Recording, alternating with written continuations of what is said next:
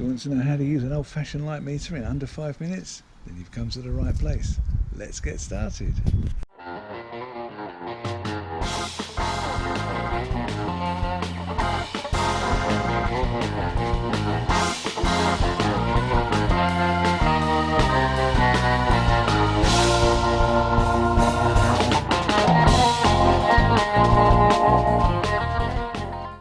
Hello and welcome to my video.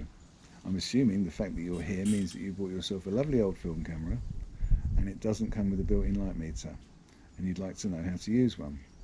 So have you bought one, a light meter? They're all very much the same, providing you've got a light meter that shows you the f-stops on your camera, the apertures and the camera speeds, rather than a very old Western that uses a different method at all. Then this method will work for you. So what is a light meter? Well, basically it's a meter that reads the amount of light that's going to reach your camera. So you have a selenium cell here, and when you point that selenium cell at the subject, you can read the amount of light that's reaching that subject. So as you can see, this is an old Leningrad 4, a Russian model, and you can see that we here have a dial and here we have a needle that moves around on the dial. So for example, if that, let's have a look.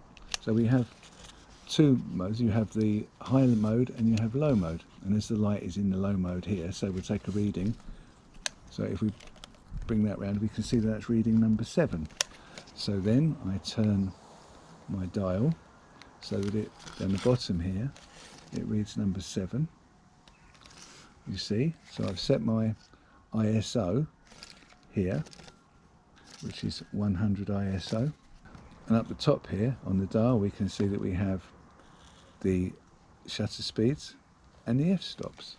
So we can then choose which combination we want, so that we can see from here we can have f2.8 at 250 shutter speed, f4 at 125 shutter speed, f5.6 at a 60th, which means then we'd have f8 at a 30th. So they're all exactly the same. They all allow the same amount of lighting. If you need to understand how shutter speeds and apertures work, then obviously you want to watch my video about that. However, if you just need to know, so if you want to select any of those combinations, you can select 125 at f4, and you can select a 60th at f5.6, or you can select a 30th at f8. So if you want a greater depth of field, you will select a 30th at f8 if you can do a 30th handheld without any camera shake. It's always safest to do a 60, so 60 at f5.6.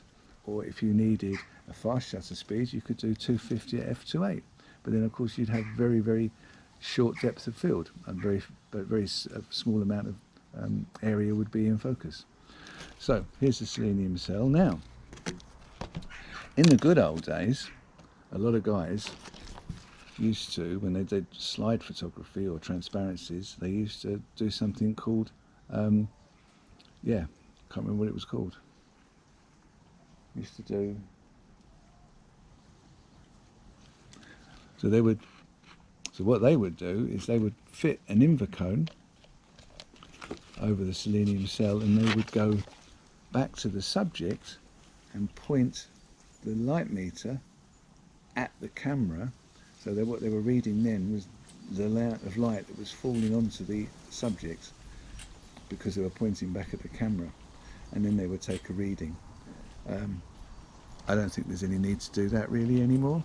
I think that you'll find that the selenium cell works just as well, but it's called an Invicone, and it's called taking an incident light reading, and with an Invicone you can do that. That just explains what that is. So if you need an in-depth on light meters, then you can see my other video here that gives you an in-depth view on it, but I'm sure that this, how to understand a light meter in 5 minutes, is enough for you.